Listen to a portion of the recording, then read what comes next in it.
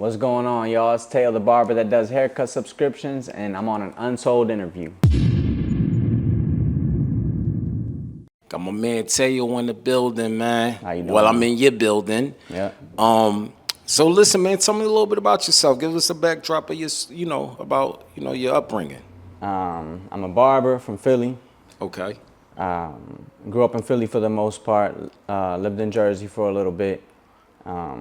But yeah, I've been cutting since I was about 13 years old. You know? Okay. Now, what made you want to, start cutting hair? Start cutting hair. Yeah.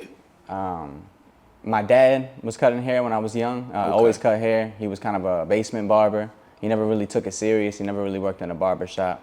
Okay. He was just a poppy boy with some clippers, pretty much, And just seeing him do it, he had clippers, and just being around that environment, that's what got me into it. I kind of just fell into it really at a young age. Okay. Now, seeing him do it, like, was he? It was like his side hustle. He just did it for the family. For the most part, I feel like he didn't even really make much money from it, because he was probably, if he was charging somebody, it was probably like $10, you know, and even back in the day, that wasn't much for a haircut, you know. Nah, not at all, man. I mean, the prices of haircuts done went sky high. Yeah. So, you seen your dad do cut other people hair. Now, was it just something that you admired, or it was like at that time, oh, this is what I want to do? I remember when I was around 6 years old, driving around North Philly, I remember just looking in the barbershop. It always seemed like a cool environment to work in, you know? But actually cutting hair, no, I did not think that was realistic. I didn't think I would have the capability of even doing that. It just seemed like really hard to me when I was that age. But it always seemed like a cool job to have, you know? It didn't seem like they were working hard in there. Right. Now, let me ask you something. What was the first haircut that you messed up on? To be honest, I feel like I wouldn't even know I messed them up, because I've never had a situation where someone's like, oh, I hate this haircut, I want my money back, you know? I realized it maybe like a couple years later when I'm looking at an old picture, and I'm like, like, you could have did better, right? Yeah. Plus, like, over the years, you train your eye to see details that you didn't see before, you know? Okay. Now, let me ask you something. How was your relationship with your parents? It was pretty good. I had a good relationship with my parents. Okay. I see that you admire your dad a lot. Yeah, he was a good role model. He was a hard worker, stayed out of trouble. The one time that I've heard of him, or that I know of him getting in trouble, he got arrested and he ended up suing the cop for $25,000. Okay. You know, because he didn't do anything wrong, and he never does anything wrong. He's actually, a good person, and always been a hard worker and a good role model. Okay. Now let me ask you something. Are you the only child? I have 3 little sisters. 3 little sisters? Yeah. Okay. And they all from the same parent? I have my one sister that is my full sister. She's about 4 years younger than me, so she's around 26, 27. And then I have my 2 younger sisters that are 12 years old. They were born the same year, right around the time, a year after my parents split up. They both had daughters at the same time. So it's kind of like a blended family. Yeah. All right. And then those 2 half-sisters aren't related at all, but they're good friends, so it's funny. So you the only boy? I'm the only boy, the oldest. Now, how much trouble did you get in with them? With my parents? No, with your siblings. With my siblings? Not a whole lot, nah. Okay. Nah, not at all. Okay. So what school you went to out here in Philly? In Philly, I went to elementary. I didn't live too far from here. We're in Mayfair, and in Holmesburg, I was in J.H. Brown Elementary. Okay. And for middle school, Alston Middle, right there on, right around Frankfurt and Cottman. Okay. And for high school, I lived in Jersey. Okay, so you went out to Jersey, you got experience that. Well, now, was it Trenton or Camden? It was right in the suburbs in Gloucester County. Oh, yeah. Okay. So you ain't really experienced the hood thing. Not over there, nah. All right. Now you came back to Philly after a while, correct? Yep. Okay. What made you come back? This was after high school. I always knew that I wanted to come back, and once I had the freedom to come back, it took for me to get into some trouble before I came back, but I always knew I was gonna end up right back here because I didn't want to be in Jersey. I didn't like Jersey. So you say you got some trouble in New Jersey? Yes. Uh, what type of trouble you got out there? Got caught up with the whole selling drugs and Okay. yeah. Okay. Now, what age was that? That was 19, going on 20. 19? Yeah. 19. Oh, so you stayed out Jersey for a little bit. Yeah. Ah, okay. Wait a minute, hold up. So you was in the suburbs and you sold drugs? Right. Because I still knew people over here in Philly, and Got you, capitalized got off of that, because okay. they didn't know any better over there, so Okay. it was just a hole in the market. So over there in Jersey, knowing that you kind of know how to cut hair at that time, was you using your talents over there?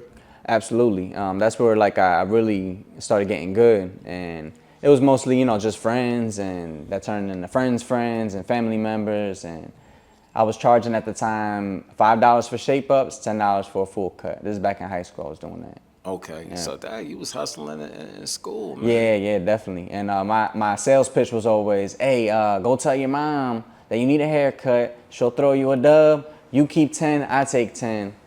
And we all happy. Okay. And that always worked, and the cuts weren't bad. They were good enough. That's what they would say, good enough. Now listen. When you was over in Jersey, before we go to when came back to Philly. When you was over in Jersey, what are some of the things, the skill set, far as barber wise, that you pick up over there? I really didn't pick up much because I was just a basement barber watching YouTube videos, and I Okay. really didn't pick up much. I did about 6 years in the basement, so I actually took it serious and went to a barbershop.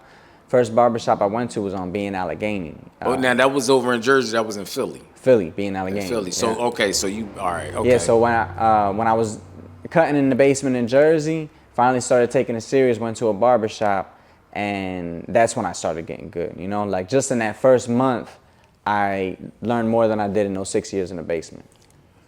Now over at the barbershop that's in Philly. Now did you have to go to school or? It was a hood shop that took me in with no license. Oh, Yeah. okay. Did you screw some heads up over there? Absolutely, absolutely, yeah. And like I said, when you look back, you realize it. But when I was at that shop, I realized it that day. I messed that head up, But they didn't complain, Right, right. Back then, cuts were like $16. This is probably back in 2013, around there. Oh Yeah. man, oh man. So you cutting here illegally? Yes. Did you at that point, like how was the business, running for you, far as cutting hair? I was not doing very well. You have to get your skills up, get your timing right. You might be able to do a good cut, but how long is it gonna take you? Right. It would probably take me a good hour and a half to get a decent cut, half decent cut. And you don't do very well as a barber when you're at that stage. So I knew being at that hood shop without a license, it's time to mess up some heads and get my skills up, get my timing right. And then when I'm ready, I can get licensed, work in a good shop, leave my bad reputation over here, because I had no intention of staying in the hood. I wanted to go to a better neighborhood and do it right, make some real money. Now, at that barber shop, an hour and a half is a lot. Yeah. That's a lot. Did the owner did they complain about the speed? That's part of why the experience was so bad over there, because the owner was actually messed up on drugs. Yeah, it was a very unprofessional shop. Like when I got there, I met the owner. He was all messed up, but I didn't know him, so I didn't know he was messed up. I just thought he's just a quiet guy and whatever. But I asked him, oh, there's an open chair here. I cut hair. You looking for any new barbers? And he's like, oh, do you have a license? And I'm like, nah, unfortunately, I don't.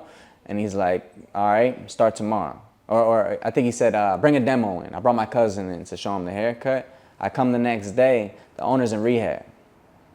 He had a terrible night that night. I go in there. The owner's in rehab, but he had one of the top barbers that were working there check the cut out, and he hired me. So I didn't meet the owner till 2 weeks in. Wait a It minute. was So already a terrible now you start. could have just went in there and just said, "Hey," because at that time you showing pictures from your phone, correct? Not even, nah. He just said, yeah, just come in tomorrow and bring a demo and we'll see your cuts in person, you know? Because anybody could show any pictures, you know? So they want to Right, see your right, cut, you know? right. So he did try to give you a shot and validate Right. which And when I showed up, you know, one of the guys, he knew that I was supposed to be in that day and he's like, hey, he's not in. I didn't know where he was and I didn't know he was going to be gone for 2 weeks, but I got hired that day. Left that day really excited, you know? I felt like I won the lottery because cutting hair in the basement, that's all I was a basement barber. So now working in a barber shop, having my own chair, it meant a lot to me, you know? So I was pretty happy about that. Now you in there with a bunch of other barbers, and they pretty much got clientele and things like that. So were you the guy that when the customer walk in and they like, hey man, I got 3-4 people ahead, and they point to you, to cut somebody here? Honestly, that barbershop, they all had clientele, like you said, but they were just, how do I put it? Just greedy, you know, just monsters in there. Like they were squeezing in the walk-ins and I wasn't eating. And closed mouths don't get fed. I'm sitting there, you know, new barber, got my couple of clippers, you know, and I'm just kind of like trying to get the money to come to me. I had days where I wouldn't even make any money, you know, like, and the barbers weren't vouching for me because that's their name on the line, you know, and they knew I was no good, you know, so I was trying to get what I can get. And I was lucky to cut like anything from like 3 to 5 heads. That was a good day for me, 3 to 5 heads. Now learning how to cut is one thing. Now, were you good at that time doing a fade? I would get it done, but I wasn't crazy, you know, like, and looking back, you know, at the time I was confident. I thought I was nice, you know, but like I said, when I look back, I'm like, nah, I wasn't doing nothing. And that's why I always say it's important to stay humble, because you could think you making big moves and think you're doing something great, and then you look back and you're like, I wasn't doing anything, you know. Well, I wasn't as talented as I thought and was, you know, such a hard worker like I thought, you know. That's why I always, you know, you might think you're doing something big, but you'll look back and then say, oh no, that was nothing, you know. Well, I got this saying, the best experiences is experience. Yes. You know what I'm saying? Yeah. So at that time, you was getting your feet wet, Yeah. learning some of the ropes. Did you learn anything there? Yeah, absolutely. Okay. You know, just watching, you know, I'm a watcher. I still, to this day, I watch barbers just cut, you know, whether it's online or the other barbers I work with, because there's always new tricks coming out, you know, there's always new tools coming out, all that, you know, there's never room to stop. There's always room to keep learning in this industry. Okay. And at that time, you're not licensed to cut, or you haven't gone to school to cut and things like that. Right. Did you take the initiative to start going to school and things like that? Yeah, and that's when I started making some real money, because I ended up, even though I was working at the shop and being Allegheny, my first shop, ended up being done with that whole thing. Because once that owner came back, it was a nightmare, because he came back, was clean for a week, and then went back to it. And that's when I kind of got to know who he was. And he was popping pills, smoking wet, just wow, cutting hair like that, you know? And then doing coke in the bathroom to stay up, you know? So it was pretty bad, and he would steal people's clippers, the owner, you know? The owner stole people's clippers. So imagine how the other barbers were, you know? Like, you had barbers that were also, you know, smoking crack, smoking K2, selling drugs to those barbers. You know, the whole thing was just a mess, you know? There was probably one barber in there that actually took it serious, and he owns the place now. Oh, wow. Yeah. Good for him. Yeah. Wow, dang, man, the owner is smoking. Yeah, it was bad, man. It was bad. And since that was such a bad experience, I ended up going to a shop on Cottman and Castor. Okay. Went to a better neighborhood, found a good shop. There was about five of us in there, had a pool table, and it was a good vibe. Now, in this shop, obviously you seen a total different format of the barbershop. Yeah. Were you nervous, like, going there versus the first one? No, I've always just walked around with confidence and just, every time it was like a fun game to me. If I needed a chair, I would just kind of say, "Oh, I'll be right back. I'm gonna come back with a job. I'm gonna go get a job real quick." And I just go barbershop to barbershop. I even went to Cali and did that. Wow. I didn't know anyone in LA and just walked around LA with nothing but a duffel bag of clothes, no place to stay, and it was like a challenge to me. Let me see if I can get a job out here. I had no license in California, and I landed a couple places that were willing to hire me. Now you moved out LA? I tried it out. I was there for like 2 months, living out of like a hotel or Airbnb. Still had my apartment in Philly, and that was the best thing I could have done. It was kept my apartment in Philly and kind of didn't let it go completely, because it was really a thought that I was really serious about. But those 2 months, it didn't take too long to realize like it wasn't for me, especially being out there by myself. But it was a cool experience seeing that I can go to any city and just start cutting, How was LA?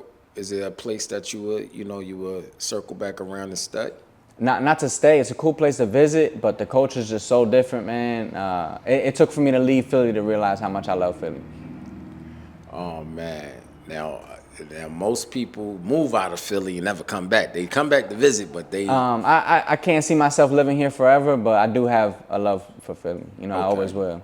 It's always gonna be home no matter what. Okay. So, at this new shop, how was the owner? The owner was cool. He cut hair there with us, and he had his own little like private section in the corner. He would play pool with us, with the barbers and the clients. It was a good vibe there. Okay. Now let me ask you something. So I often go and get my hair cut. Now, is it a tradition to play loud music at a barbershop? Yes. Okay. Why? I don't know. I did the whole like private studio thing for a while, and it was always we watching Cops, we watching a movie, like regular entertainment. Lately in here, we have been watching movies, and I can't stand the loud music. I have the JBL speaker right next to my station too. I get it the worst. Okay. And yeah, there's just something about, I guess, it's less awkward in here, because sometimes when it's silent, it can be awkward when we have clients sitting here, so it's just kind of like to break the noise, Right. You're just hearing clippers buzzing all day, they'd rather just have some music playing. Now, let me ask you something. Is it a time, going with this journey of being a barber, did you ever get discouraged? Absolutely. Those times in my first shop, and even the second shop, because it did take a lot for me to make money. I had to really hustle, really grab those walk-ins. But lucky for me, that barbershop, that second shop, they weren't as greedy as the first shop. They had their clientele, and they would even toss me some of their clientele because they worked on appointments. And if they were too booked and a client walked in for them, they'll say, "Oh, I can't get you, but my young boy right here can get you in." They actually put a little more confidence in me than the first shop. The first shop was just like, they were probably telling customers behind my back, "Don't even sit in that guy's chair," Now, in the streets of Philadelphia, how did you, manage to stay focused and still, exist in Philly with, with the high crime rate and things like that?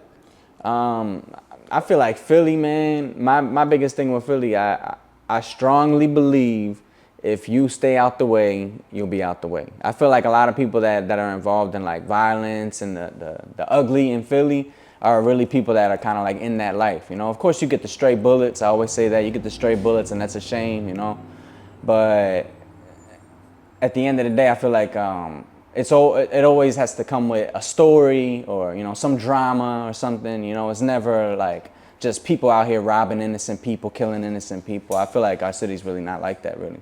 And I said it like this, like there was a barbershop I worked at in Juniata for a little bit. It's actually Danny Garcia's barbershop, DSG Barbershop. I was there for a little bit. And the manager there was saying, because I used to stay late there when it was so dark, you couldn't even see outside, but they could see in because of the light. And she's saying, be careful because, one of the barbers got jumped out in the parking lot last night. And I'm thinking, oh man, like that's crazy, barbers just trying to make some money, and we getting jumped out here. And it turns out it was some drama with his baby mom, and the boyfriend and all that. So that's an example right there, you know. Like you get into something when when you're already in drama, you know. So I feel like as long as I mind my business around here, I've always been good, you know.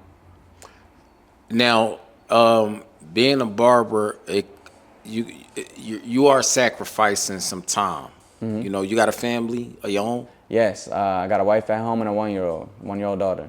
Okay, now how do you balance, chasing your dream versus family? It is tough, but I strongly believe that there's nothing wrong with making money 24/7. You know, I know people say you need that family time, but for some reason it's always broke people that talk about how important family is. You know, like I want to make some money. Why? For my family. That's what's more important to me. You know, I gotta make this money and I gotta, provide. So you're cool with, exchanging time for money. It's not ideal, but I do it right now. You know, obviously the dream is, to survive off of passive income. You know, you're only wealthy until your passive income exceeds your monthly expenses, you know. But right now I do trade my time for money. And a whole lot of it is not, I'm not at a job counting the hours and stuff, but it's like a lot of it has to do with, research and little things I have to do for businesses. I have a few businesses that I work on, but my wife understands. She knows, I just grind and I do what I got to do, and she respects it. You know, whenever I have the time, I do give them time. You know, I feel like time with your family is like another job, and you have to treat it like that. Or even reaching out to your mother every once in a while. You know, it's a job. It's a job that you have. But I try my best to give them my time. But even when I'm with them, sometimes I'm still thinking about money. You know, just thinking about how I'm gonna take this next step in life. You know. Why is haircut so goddamn high? I think it's a whole lot of people just going with the idea that the more the haircut costs, the better the haircut. You know, you have people like Gucci Mane posting a shape up saying, I paid $500 for this. This is what a $500 shape up looks like. And that barber was able to charge $500, and it was worth $500 because Gucci Mane was willing to pay $500. I always say a product or service is worth as much as you can get for it. So just because Gucci Mane went on online and said I paid $500 for a cut, now that encouraged all the barbers to start raising their prices? I wouldn't say that alone, but that's just an example of the influence, on barbers that made them think, oh man, if there's a barber realistically charging that, I can too, So it kind of like it was influencers like that put that out there and put it in barbers' heads, Now, what's the normal price for an adult haircut? I would say anywhere from 35 to 50. That's the normal price. For real? Yeah. I remember it used to be for adult like $15, $20 for the beard and everything. Yeah, I remember about 10 years ago, maybe 16 for the fade, 20 if you get the beard. And Right. if you were charging 25, you were one of the elite barbers. Like right now you got those barbers like charging like 100, 150. Back then that was like, just an extra $5 you were elite, But 25 was like regular if you were throwing a tip, $25. That was a regular cut back then. Now I know the economy, it increased far as taxes and everything, but $50 for a haircut? Yeah, for a full service haircut, that's pretty normal price. Now what come with that? Full service, you get the beard, you get the eyebrows, if you get the eyebrows done, you get the hot towel shave, the wash, maybe even the facial. A barber might include that as well. And there's barbers obviously that charge a lot more, but I would say our average price $50. So it's like a man pampering himself. Yeah. Okay. Yeah. Okay. And there's a whole lot of, if you want to raise the prices, you got to raise the services, and that's why a lot of barbers started doing extra services like that. Okay. And for the kids, do that price increase too? Yeah, those prices increased. When I was cutting in Cali, they actually were charging more for kids, and even back then, because I have to say I do think we should charge more for kids, but is any barber that's charging less for kids are looking out for the parent. Because at the end of the day, cutting a kid is harder than cutting an adult. They're moving around, you know, and some of these moms, they want these crazy cuts, they want the designs and all that stuff, and we're charging less, you know. It doesn't really make sense with the work that we're putting in, but we normally charge less just to look out for the parent, really. That's really why, you know. But like I said, in Cali, they charged more. And at the time, I wasn't good with kids and I didn't cut kids. But when they said they charge more, I'm like, okay, give me the kids, you know? Because it's definitely worth it if you're charging more. It's hard work sometimes. Now, let me ask you something. What separates you from the rest of the barbers? The subscription plan. A subscription plan. What is that? Now, I started the subscription plan. You pay me $100 a month. It's a recurring payment on Stripe. You can either use your credit card, Apple Pay, Cash App, and you get unlimited haircuts. You come to the barbershop as much as you want. If you want to come every day, come every day. Wait a minute. So you mean like they do with the car wash thing? They get a monthly subscription. That was one of the things that gave me that idea. That, obviously, gym memberships, subscription plans like Netflix, subscription plans like OnlyFans. I see these OnlyFans girls making subscription money, and everyone, you know, you think the numbers, you're like, oh, the math is mathing. You know, you see that you have this amount of subscribers, you get money every month, you know. Now, you know that's going to mess the game up for a lot of barbers. Yeah, and they say in business, it's never a good idea to underbid. You know, it's never a good idea. Okay, all the barbers are charging $50 on average. I'm charging $25. Now, all that does, it doesn't make everybody go to you. It makes all the barbers have to lower their price, you know? And I wouldn't want to tweak the market like that, but I'm willing to just to bring the community value, really, you know? Giving them a good deal. So how much is it a month again? $100. $100. Yeah. And that's all you can get. All the services, the washes, all that, yeah. And I can come how many times that I want. If I feel like a string of hair is just outgrowing. Yeah, you can come every day. Because think about it. The more often you come, the easier the cut. Like you said, it's just one hair, right? I'll get that one hair before you come in. Because I even feel like that. Like, I'll cut myself, and then maybe 2 days later, I want to touch myself up. Now, I want my clients to have that same privilege, you know? I get to touch up my hair and shape myself up whenever between full haircuts. You know, I don't fade myself every day, but I might shape up my lip every 2 days, get my eyebrows done once a week, you know, like stuff like that. So I want my clients to have that same privilege. Okay, those are the pros and the cons. So let's say, what if it's a Friday night and everybody got this subscription? And I'm like, I got to squeeze in here. Can I just walk in, or do I got to make an appointment? Always an appointment. Always an appointment. Always, appointment only. Because when I pitched this idea, I had this idea originally in 2018. And barbers right away were saying, oh, what if you're booked and this guy, because it started with the idea of saying like, okay, let's say you have a good client. He normally comes every week. Give him a deal to pay up front, $1,000. And that's what I do. I do $1,000 for the year, you know. Oh, that's dope. $100 for the month. If you do the whole year, save yourself $200 for the year. You know, it's already a deal doing monthly, and the $1,200 is just a commitment. And if somebody ever did that, I haven't had anybody do the year yet, but if somebody ever did that, we officially best friends. You know, that's a commitment that's stronger than my marriage. You know, like you are committed to me cutting your hair for a year. That's a blessing. You know. Now the downside is this. What if I paid $1,000 and you end up in the hospital for 2 months? And that's what I appreciate so much, because that can happen, you know? And it's like they want to give me that money and support me regardless of what happens in the next year, you know? And that's why I feel like that would be such a blessing for somebody to do that. But that don't guarantee me a haircut. I'm still woofing. It doesn't. And I wouldn't even recommend doing the year, you know? I tell people just do the month to month, you know? Like, okay. I don't push the year, but like I said, if somebody was willing to do the year, it'd be a blessing, you know? I really don't expect it because of situations like that, you know? You never know. I could end up in the hospital, or, you know, anything can happen, you know. Now, do you got a strong clientele on this subscription?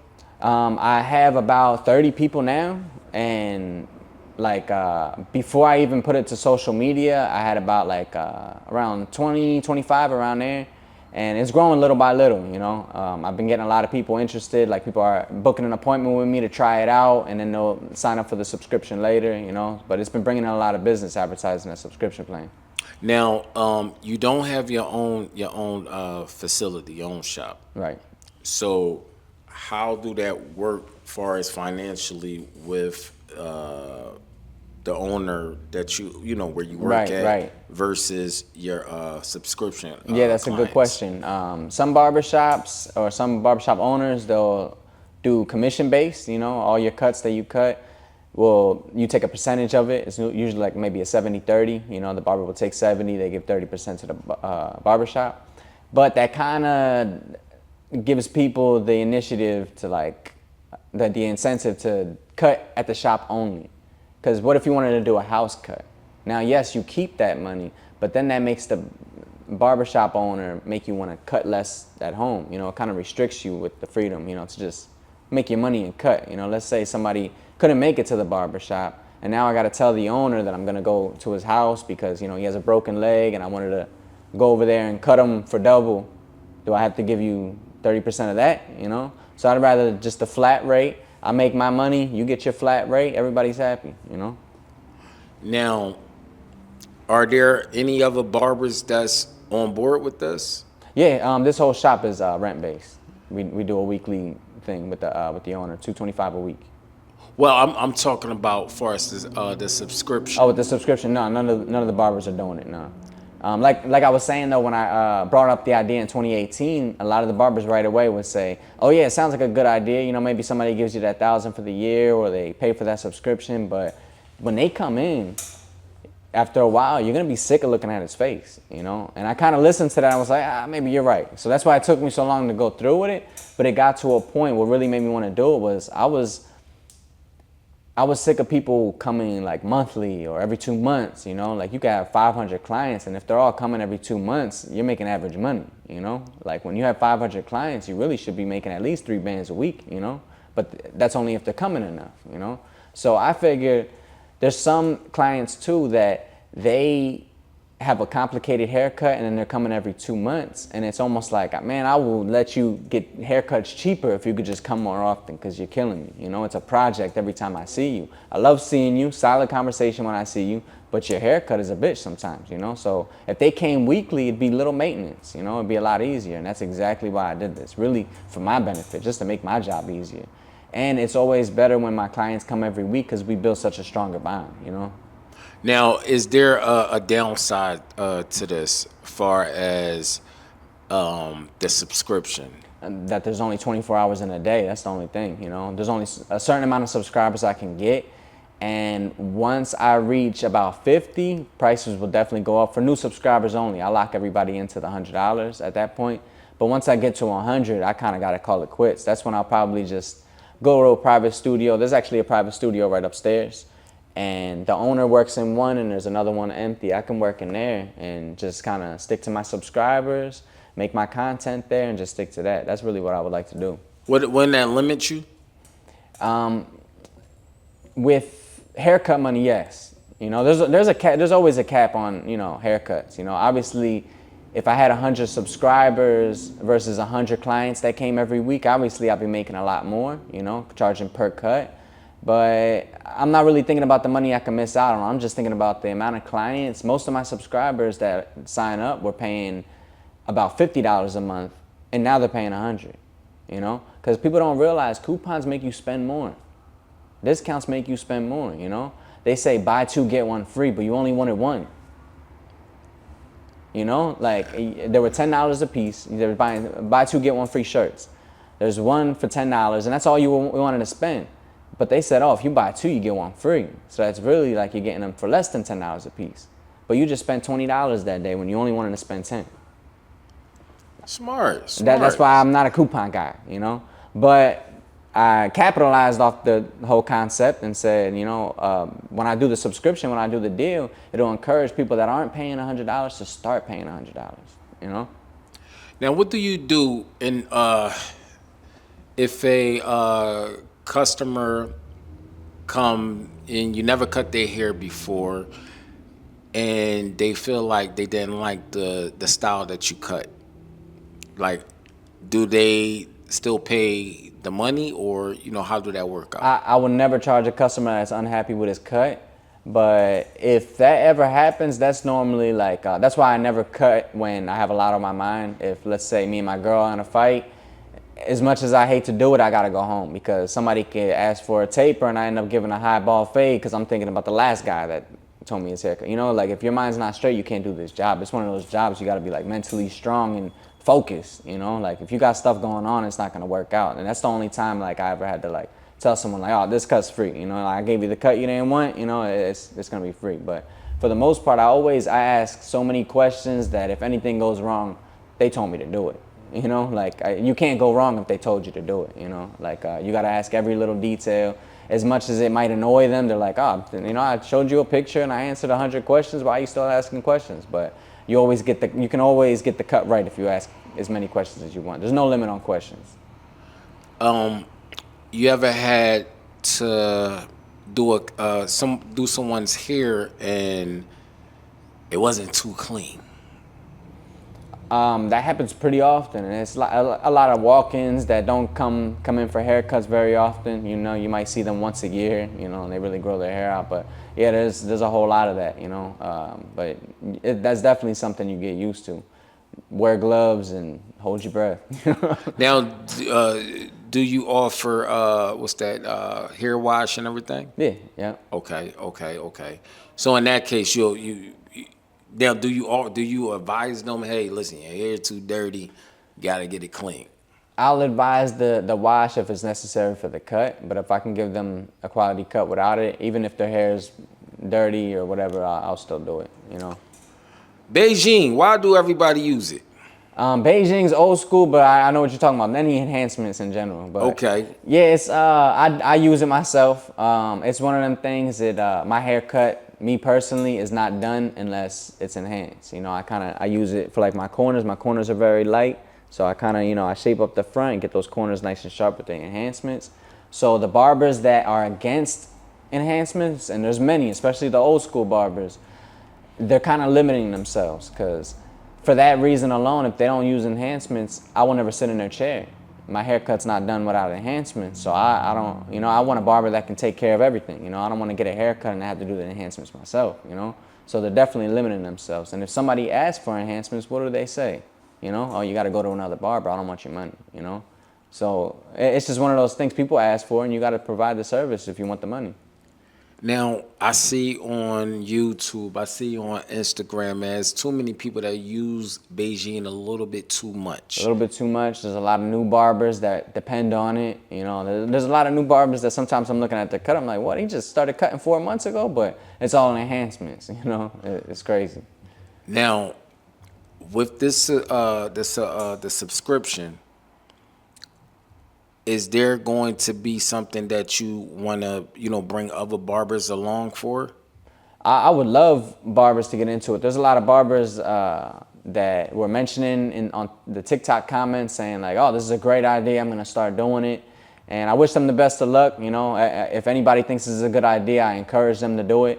And that's another thing, when I reach that 100 subscribers and I end up doing the private studio thing and focusing on my content, my main focus at that point will be training barbers to get to that point, So that's my main focus of trying to get the subscribers up, because it'd be this best selling point. If I can do it, you can do it, Now, you better copyright the idea ASAP. You can't copyright a business model. Okay. Yeah. It's just that, because that's all it is, a business model. It's not a brand or anything. So, and that's why I figured, let me just make a course that people could pay a one-time fee for, and it'll show them how to build a clientele and convert those clients into subscribers that pay every month, Now, how do you build the clientele as far as, as a regular barber? It's a whole lot of customer service. I feel like that's more important than the quality of the cut, because there's plenty of barbers that are making good money and have a crazy clientele, and they're not that sharp, and a barber that's young in the game that really has his skills up might look at that and say, I was that barber, I was young, I cut better than the guy with more clientele, but there's nobody sitting in my chair, and I didn't factor in, these people gotta like you, like if you're not a likable person, it doesn't matter how nice the cut is, And early in my career, I was a bit of an asshole. You know, I was a little arrogant. You know, and I learned the hard way. You know, you got to really get to know these people. You know, because there's a sales trick where, like, if you ask someone their life story, they're not gonna want to tell that story again to somebody else. You know, so that's a little trick in barbering where, like, you know, if you really if you can tell this man's whole life story when he gets out of the chair, you probably locked him in, and he's probably gonna ask for your number when you're done. Now, what is the difference between if I go to a Caucasian barbershop, a Hispanic barbershop, and a black barbershop? I guess just the vibe, really, you know, because it's really the owner that would make it a white, black, or Hispanic barbershop, because you can have mixed races in a barbershop. We happen to be all Puerto Rican here, you know, but there is a black barber here, you know, and sometimes that's a good thing, because being the only black barber might have the black customers think, okay, you know, he might be good with cutting black hair, you know, so he kind of like corners that market a little bit, you know. That's one good thing. But there's other barbershops like that, you know. But I feel like it's mostly just the owner and the vibe, and that's about it, really, you know, because you can have a mix of everybody in the barbershop with a black owner, you know, or with a white owner. Now, how many fades do you do a day? Anywhere from like on a regular day about 10 to 15, but on a busy day I can do about 20 to 25. You know, yeah. Listen, I did, because I used to do the home cutting here with the family and stuff like that. Doing the fade is a lot of artwork. Yeah. Like, it's a craft in that. Yep. Like, you just can't go, whoop, whoop, whoop. You got to use certain clippers, you know, what's that, open grill or something like that? What is that? With the clippers. The guard? The guard, yeah. open guard, yeah. Yep, So yep. it's real crafty. Yeah. How long did it take you to, and I say that because it is real crafty, so how long did it take you to actually learn how to do a fade? To learn how to do it wasn't hard. To learn how to do a good one was harder, you know, because you can get a fade and it's good enough to call it a fade, you know, but it's all about trying to master that and get that eye and work on it, you know. I'm still working on my skills, you know. I always say the moment you think you know it all and you have nothing to learn, you give up on your full potential, you know. So I'm always trying to learn, always trying to get better, always, you know. If I've been cutting for 18 years, it took me 18 years to get this good. Now, in Philly, you know, it's a lot of you know, downside far as, you know, Phil, well, just generally in every hood. You know, did you ever run into a client where you had to, you know, they passed away, you had to, you know, cut their hair due to? I actually never had that. And the one client that I was good friends with that did pass, they ended up just getting someone to kind of just give him a quick little shave, you know, and I wish I would have been the one, because he didn't look like himself because of that. You know, he didn't get his regular haircut from his regular barber, and I would have been honored to do that, you know, but I never got the chance to do that, no. In this barber business, is it cutthroat? It can be, but I'm with a good team, man. We all work together, honestly. Like, you know, there's good barbershops and there's bad barbershops, and that's one thing that makes a good barbershop. A good team that understands that we can all eat, especially if we work together. It's a bad vibe when a customer comes into a barbershop and can feel the competition, you know. They can feel the tension. Nobody really wants to be in the middle of that, you know. So when they see, like, you know, let's say a customer wants to go to another barber here, and he's kind of like thinking I'm going to be in my feelings about it, I always let them know, as long as you're still coming here, you know, and I can't tell them how to spend their money, you know, how and when to spend their money. You know, you need a haircut today and I'm not available, do what you got to do, you know. Now, when your customer go to another barber, do you feel cheated on? It depends who it is, you know. Yeah, because it definitely does. You know, there's some people, like, I kind of understand. I'm like, yeah, you know, you just kind of like that kind of cut. You're the shop's customer kind of thing. You know, there's some people, but there's other people that, like, nah, they're not allowed to sit in nobody's chair. That's like my girl's cheating on me. Nah, there's a lot, because there's people I've been cutting, man, for like 10 years straight. You know, and like nobody ever touched their hair. Even in a couple of months that I did in Cali, they didn't wait for me. but they weren't fully committed into like, you know, getting a new barber. You know, they kind of like took time off. They were single for a little bit. You know? Now, how do you know when your customer went to another barber? If they didn't wait long enough, I can tell. You know, if they got like a cut from somebody at least a month ago, I can tell that I didn't do that cut. You know. Oh man, that's wild. Like I had a time even recently, like the young boy that I cut, he's probably like 6 or 7 years old. I noticed his hairline was a little off, you know, and he has braids, and the hairline's crucial when you have braids. You know, if you mess that up, the whole setup is messed up. And I'm questioning him. I'm like, I know I didn't do this. You know, who touched your hair? And he didn't want to say because he didn't want to snitch on his mom. It was his mom. His mom? Yep, and she was hiding in the car because she knew I was going to say something. Wait, yeah. well, that don't count. That don't count. That's mom's. But at the same time, it's her son, but that's my hair. You know, like you can't touch. Gotcha. She messed it up, and I had to restore the hairline. You know, and like that's another thing. Like, you know, it's like don't touch the hair. You know. I remember growing up. It was a barbershop around the corner from my mom's house. It was called Mindy's and Pete's, and it was a barber there. His name was Troy, and he cut my hair, but I took the initiative to use the shavers. And I said, well, let me try this. And I went in the bathroom, did it. I patched it up. And then I told my mom, I said, Mom. How old were you? Bro, I was like, had them like 8, 7, something like that. And I'm like, Mom, the barber, he messed up my haircut. She took me around there just like a mom would. And I done lied. And then I said, she was like, point him out. I'm scared to point him out because I know it's Troy. Yeah. So Troy was like, oh, I ain't do that. That ain't my work. That ain't my work. But he still showed love. He knew I lied. He still showed love, and he still, fixed my hair up. It was bald. Oh yeah. But he fixed my hair up. Did you ever run into that situation? A situation like that? Not that I can remember.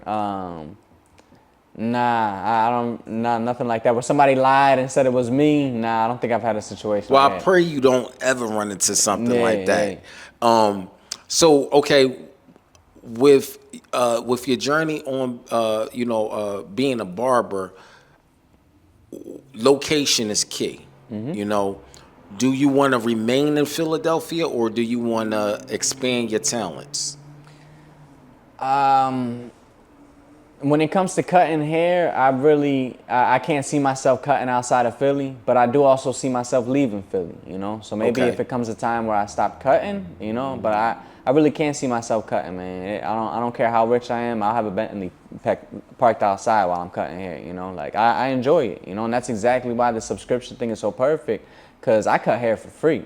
Me and the owner and some of the barbers, we'll go to schools, cut at the gym, cut kids for free, cut people for free all the time. Back to school cuts, picture day cuts, you know, and I do it. I volunteer to do it because I enjoy doing it, you know. It's a good feeling to get somebody fresh and have them feeling right and have a smile on their face, you know. I do enjoy it. Now, the barbershop play a huge role in the hip hop community. You know, you guys pretty much are a part of the foundation of how, rappers, singers, how they look in their music videos, how they look in public. Do you, cut any celebrity hairs? Nah, no celebrities. Like a couple of YouTubers here and there, you know, stuff like that. But like no celebrities. Nah. Okay. Now, if you did get the opportunity to cut a celebrity hair, now would that price increase? No. And believe it or not, I've never believed in that, you know, like, just because you can Google somebody's net worth and it's in the millions doesn't mean you should charge them more or expect a huge tip, you know, because some of those YouTubers and the social media people that I would cut, millionaires, you know, and they tip me $5, you know, like a regular person, you know, at the time it was, $20 cut, throw you $5, you know.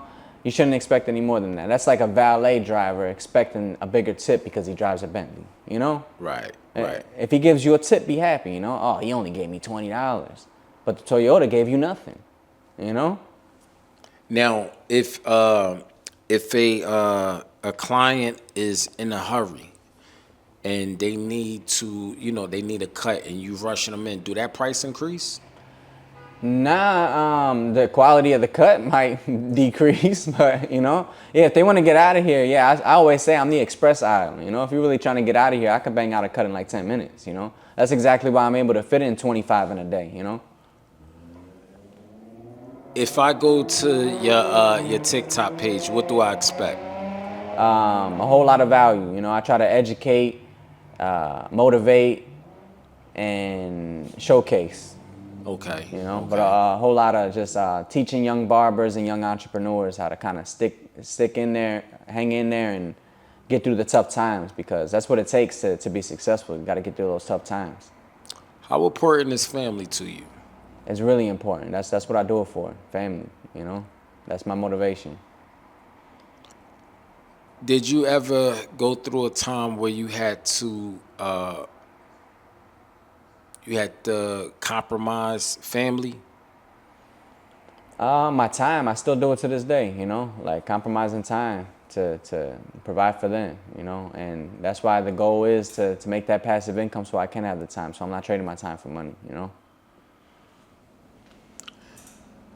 In this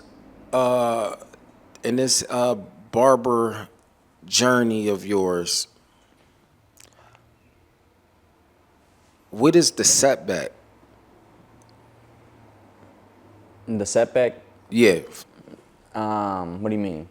For example, so I do the show. My setback could be, okay, I'm not making enough money to, travel and things like that, or, probably pay a bill or two. Mm-hmm. What is your setback? Setback? I guess it's definitely one of those games that like you have to invest in yourself. Like any other business, it's really not a regular job. And these clippers aren't cheap. Like some of these clippers are like $300 a piece, and that's one of those things. Like you really got to commit to it. Like early in the game, you're gonna pay all this money for the clippers. A lot of people are blessed enough to have a family member. Look them out and get them started, give them their starter kit, and they go from there. But to make that money back, it is tough at first, to really make money in this game. You got to hang in there and just work on your clientele, work on your customer service, always work on your skills. Now, monthly, before you started doing the subscription, so monthly, your financial, it would be up and down. You might have your good month, you might have your fair month, you might have your bad month. I still do. Okay. Yeah, I think even with the subscribers, you might get somebody that don't pay their bill.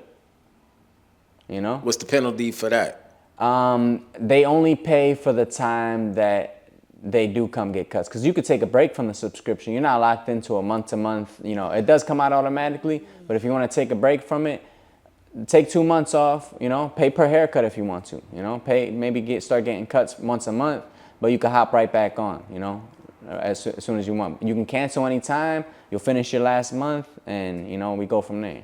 But $100, man, that's pretty good. It is good, I mean, you said for the full thing. Yeah, for the full thing. That's pretty good. What's crazy is, people think, oh man, you're gonna have like 100 people trying to come every day, but people do not come more than once a week. I even interviewed people, like some of my clients, and like asked them, didn't tell them where I was going with it, but kind of asked them just to see their honest answer. I said, if you can get unlimited cuts, come to the barbershop as much as you want. Let's say they were free, how often would you come? Just take advantage of that barber. How much do you want to come? I wouldn't come more than once a week, they would say, Some people even said every other week, which is how often they come now, every other week, And I didn't hear anybody say more than once a week. No one. And I would even ask them, like, oh, so not twice a week? No. So I figure if I have 100 subscribers, that means 5 days a week I'm cutting 20 heads a day if they come every week. 20 heads a day. So I'll be pretty busy, And I might even stretch it out to 7 days, They just have to pay like a fee on my off days, Sunday, Monday or something. But 100 would keep my book pretty full, and I'll be making $10,000 a month. The extra work people like to think about, but at the end of the day, this ain't work to me. I do enjoy what I do. It keeps me busy. I like being busy, So if I'm cutting 20 heads a day, 5 days a week, making that 10,000 a month, I'll be pretty good, you know, and just focus on my content on my free time other than that, you know. You sound like a visionary.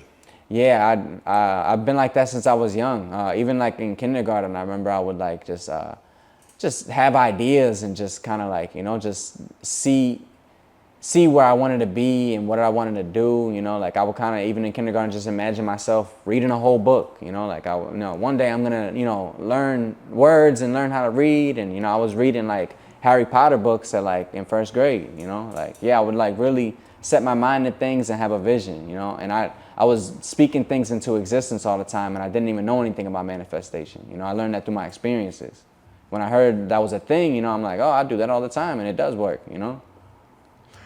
How do you see your day 5 years from now, starting your day? You wake up in the morning, how do you see your day? I'll still be cutting, you know. Like I said, no matter how I'm doing financially, that's always going to be, you know, part of my day, part of my lifestyle. I feel like I'm always going to be cutting. The owner right now, he's upstairs cutting. He's not cutting right now, but he does have a studio that he cuts in, and he has 3 barbershops. You know, he's making good money, and he just kind of keeps to himself and cuts his clients because he still has that love for the game, you know, and it's the perfect way to network. You know, you meet so many people, you have those relationships, and that's more powerful than anything. Relationships over money. If somebody offered me $20 million or 20 million friends, I would take the friends. Oh yeah, because you're gonna get that money from the Yeah, friends. you know, The you can at least relationship. get a $20 million loan with 20 million Right, friends. exactly. If each of them lend you $1, you know. Yeah, people really don't value friends enough, you know. People so quick, oh, I'll take the 20 million, you know. Just keep to myself, you know, 20 million. But Now, do you have a cutoff time? Like, you know, I hear you say that, hey, I exchange my time, you know, for money. But do you have a actual cutoff time where you say, okay, I'm gonna shut it down?